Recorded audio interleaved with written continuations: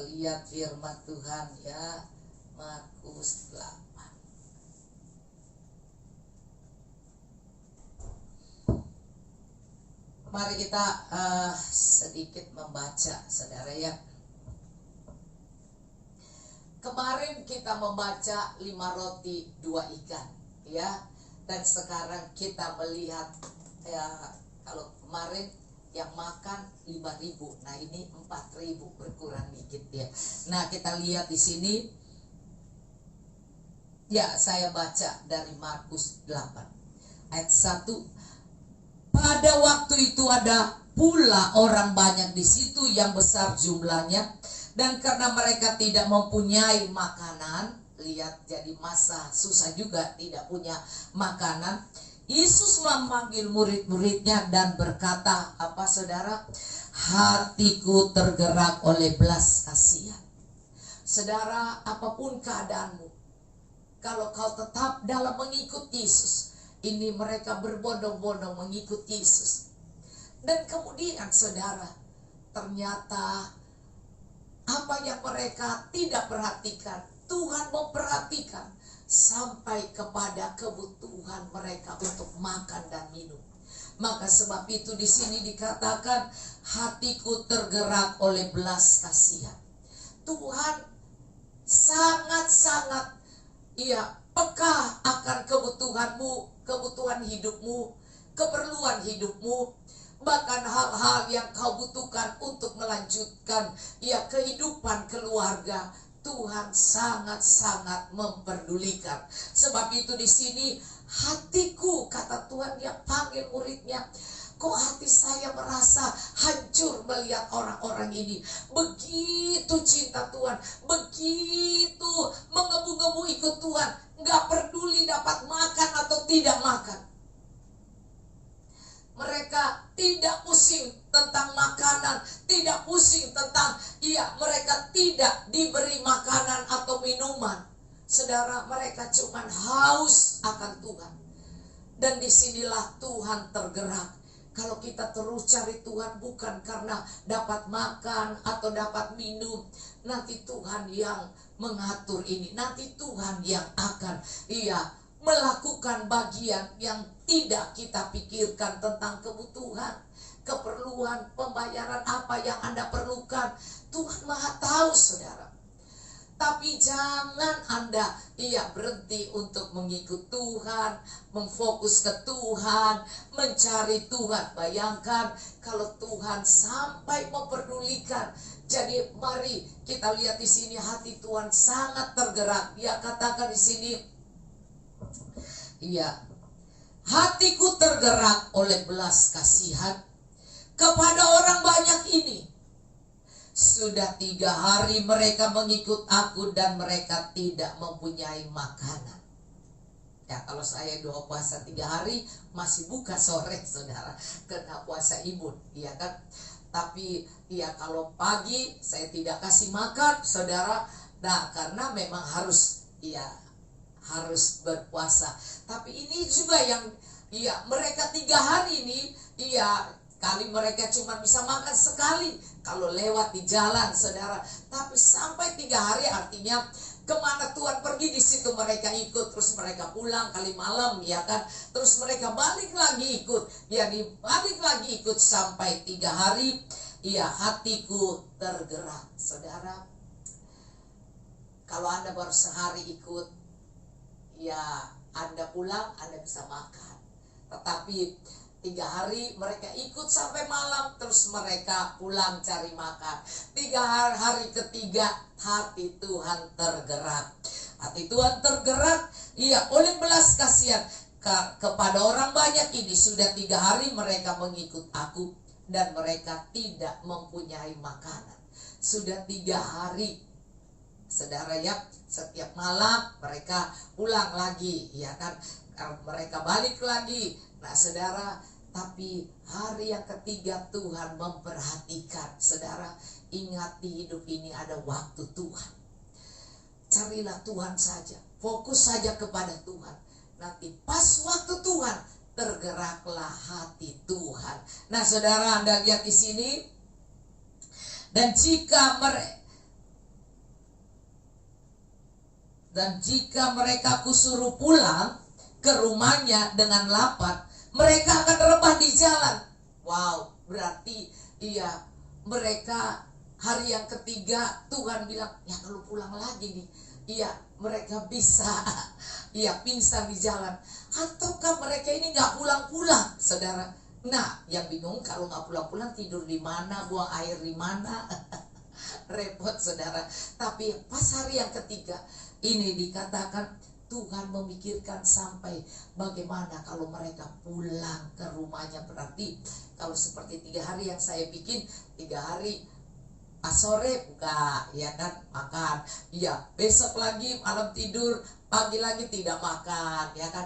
Hari ketiga ternyata adalah hari yang Tuhan ingat, saudara. Nah, Anda perhatikan di sini dia katakan, ya jika mereka kusuruh pulang ke rumahnya dengan lapar, mereka akan rebah di jalan, sebab ada yang datang dari jauh. Karena mereka datang dari jauh, perjalanan jauh sampai ke sana, saudara. Mungkin dari pagi-pagi sekali mereka udah jalan lagi sampai ke tempat pertemuan itu. Iya, saudara, dan Tuhan memperhatikan. Ya, kalau kemarin dari jauh Papua datang, ya. Ya, jadi mari saudara, jangan pernah Anda khawatir kalau selama Anda itu masih tetap mencari Tuhan. Satu waktu hati Tuhan akan tergerak untuk semua beban masalahmu. Bayangkan makan minum aja dia perhatikan, sehingga akhirnya hatinya tergerak. Dan Anda lihat di sini sampai perkara rumahnya jauh, kasihan, ya kan? Ya, jangan kasih mereka pulang, nanti mereka di jalan, mereka nggak kuat. Sampai memikirkan jarak rumah dan jarak, kalau di puncak dibilang, wah macet, macet total. Waduh, di jalan bagaimana, nanti bensinnya habis nggak, nanti yang nyetir kecapean nggak kuat gimana, saudara, ya. Dan Anda lihat sini dikatakan murid-muridnya menjawab, bagaimana di tempat yang sunyi ini, orang dapat memberi mereka roti sampai kenyang. Nah, murid-murid itu suka berbantah karena selalu pakai pikiran manusianya. Dia tidak tahu bahwa Tuhan sanggup melakukan mujizat. Tuhan ada di dalam hidupmu, Tuhan ada di hatimu, Tuhan ada kalau engkau memikirkan Tuhan, maka Tuhan tahu persis. Sehingga jangan mencari pikiranmu sendiri. Maka inilah yang dikatakan bahwa mereka bilang, mana bisa, ini tempat sepi. Dan semuanya mana bisa mereka bisa makan sampai kenyang. Bagaimana caranya? Memang hal yang mustahil itulah tandanya Tuhan menyertai kita. Maka jangan khawatir kalau sudah sampai gak mampu. Di saat itulah Tuhan sudah mulai bekerja. Nah, saudara, Tuhan mulai memperhatikan kita. Maka di sini Yesus bertanya kepada mereka, berapa roti ada padamu? Jawab mereka, 7. Rupanya mereka sudah cari, ternyata ada 7. Lalu ia menyuruh orang banyak itu duduk di tanah. Sesudah itu dia mengambil ke-7 roti itu. Seperti 5 roti 2 ikan, dia suruh duduk dulu. Atur mereka duduk, kelompok-kelompok. Nah, sekarang kita lihat dia selalu melakukan ini. Dan kemudian apa yang dia lakukan? Dia mengambil ke-7 roti itu dan mengucap syukur. Di banyak bagian 5 roti 2 ikan itu dari Matius, Markus, Lukas, itu dikatakan dia memberkati. Dia mengucap berkat. Roti ini cukup, itu mengucapkan kata-kata iman.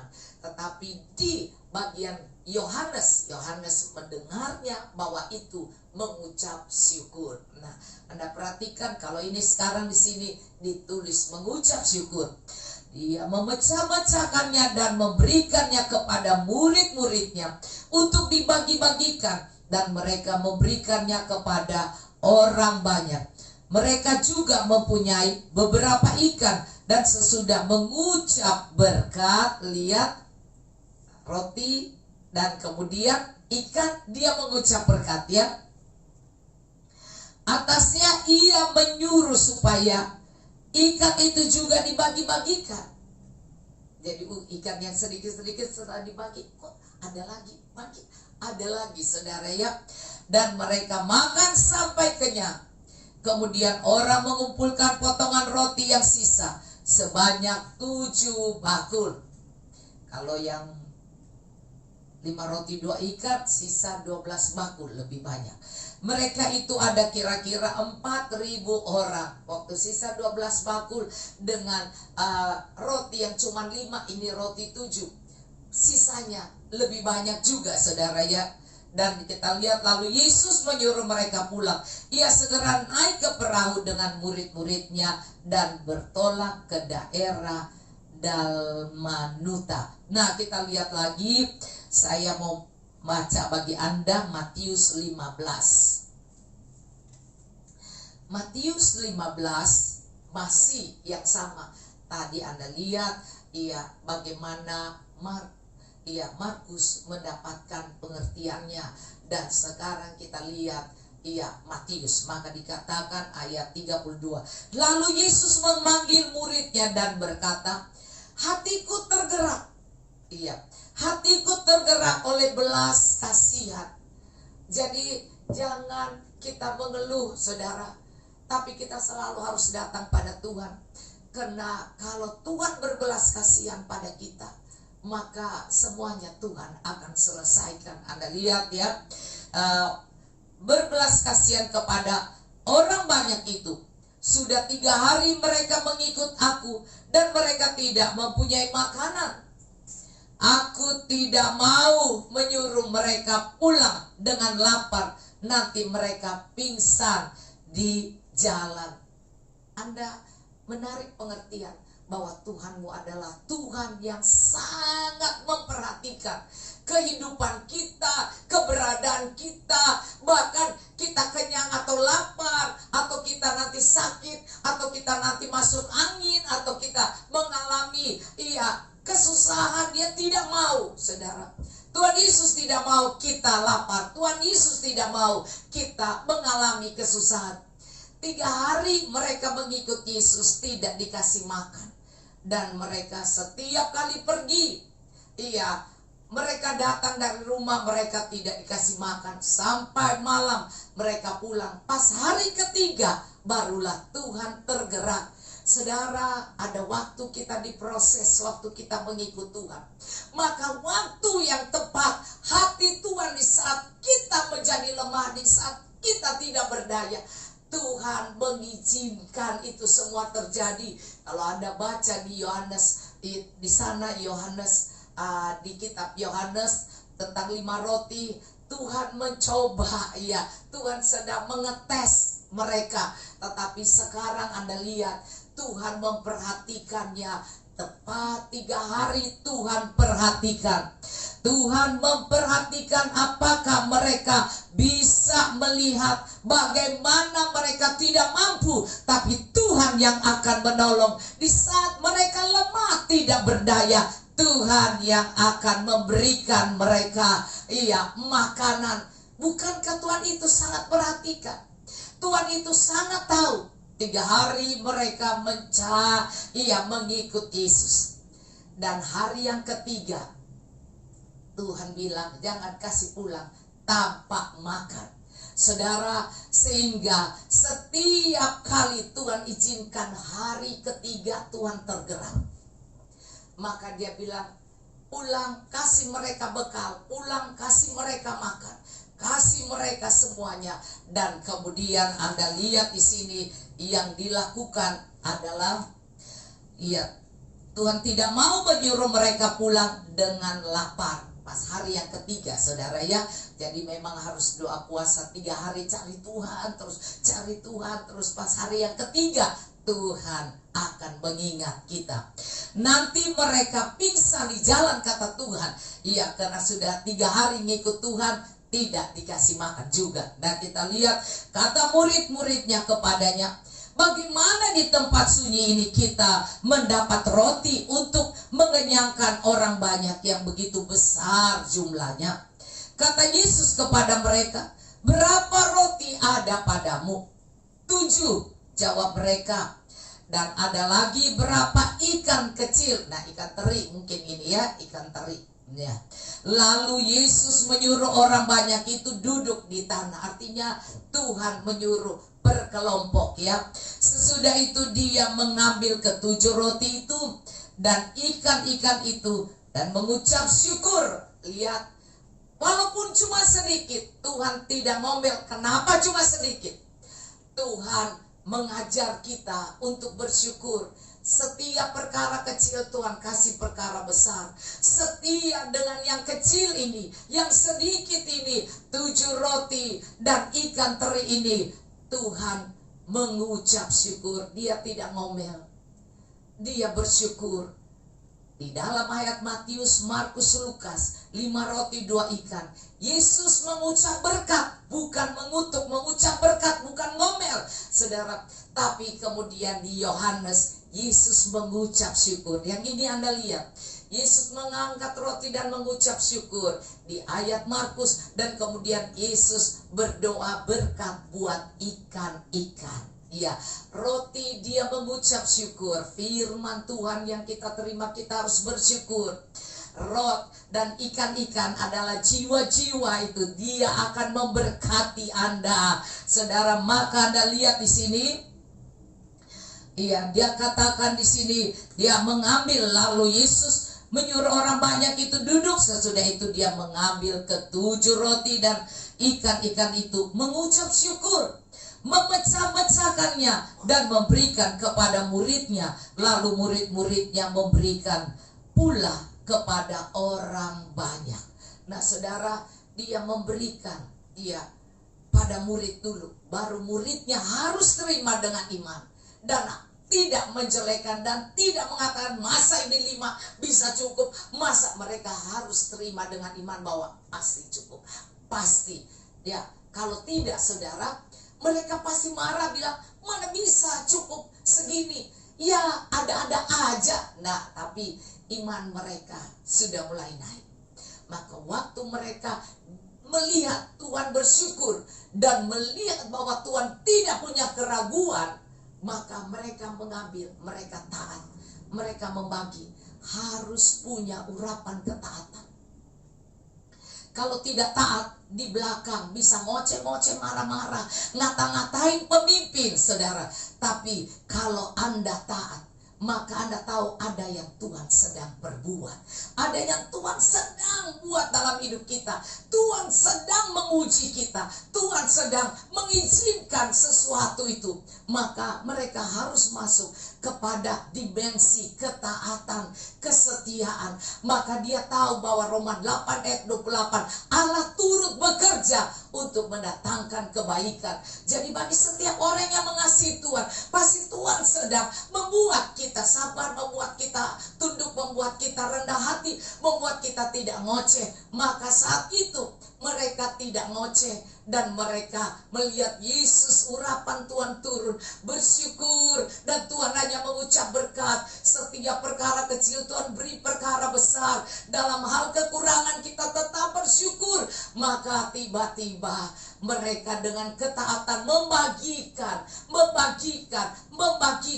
dan tiba-tiba semuanya bisa makan sampai kenyang. Dan kita lihat masih ada sisanya. Kita lihat ya.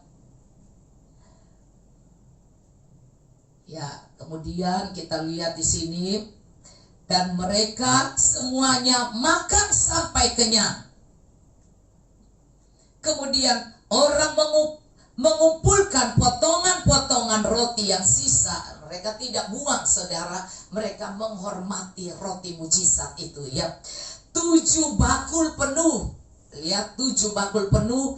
Yang ikut makan ialah 4.000 laki-laki, tidak termasuk perempuan dan anak. Jadi 4.000 belum termasuk perempuan dan belum termasuk anak-anak itu. Nah, saudara, lalu Yesus menyuruh orang banyak itu pulang. Ia naik perahu dan bertolak ke daerah Magadan. Sekali lagi Anda perhatikan, kalau toh Anda cuma punya sedikit, Anda jangan ngeluh.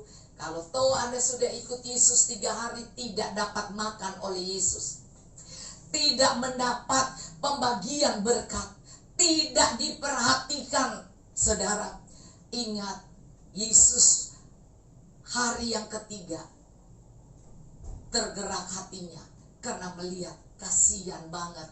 Ya, ternyata mereka sudah teruji, sudah diuji. Hari pertama tidak dikasih makan oleh Tuhan. Hari kedua tidak juga, mereka tetap setia, tidak ngomel. Hari ketiga mereka tetap setia, dan kemudian Tuhan yang memperhatikan mereka. Dan Tuhan bilang, kalau kusuruh pulang mereka pasti akan pingsan di jalan. Tetapi hari ini, hari yang bagi Tuhan, harinya Tuhan, hari dinyatakan mujizat Tuhan. Maka saat ini, kalau Anda berdoa ini hari ketiganya, Tuhan akan tergerak hatinya. Maka Tuhan menolong dan memberkati, sehingga tidak diambil dari luar atau beli dari luar, tapi dari Anda. Dari Anda, untuk Anda. Jadi seperti seorang janda Sarfat, dia mengalami berkat Tuhan sewaktu dia memberi kepada Elia, dan mendahulukan memberi pada Elia, barulah kemudian mujizat itu terjadi. Dan saudara, Tuhan mencari apa yang ada padamu. Dan mari Tuhan mau memberi contoh, bersyukurlah.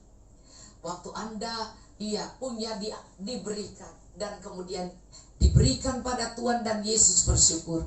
Waktu hari ketiga baru Yesus mengambil itu dan memecah-mecahkannya dan membagikan. Nah saudara, mujizat pasti terjadi. Kalau ini adalah hari ketiga bagimu, kalau ini adalah hari ketiga, memang bukan hari pertama, dua, tiga, tetapi hari Tuhan bagimu, maka kau akan lihat mujizat Tuhan. Kalau hari Tuhan bagimu, kau tidak bersungut-sungut dan tidak ngomel tentang hal yang sedang terjadi dalam hidupmu, hal yang sedang terjadi dalam pelayananmu, hal yang sedang Anda alami, kesusahan ini. Mari kita selalu mengingat, ada hari yang ketiga, Yesus merasa tergerak hatinya.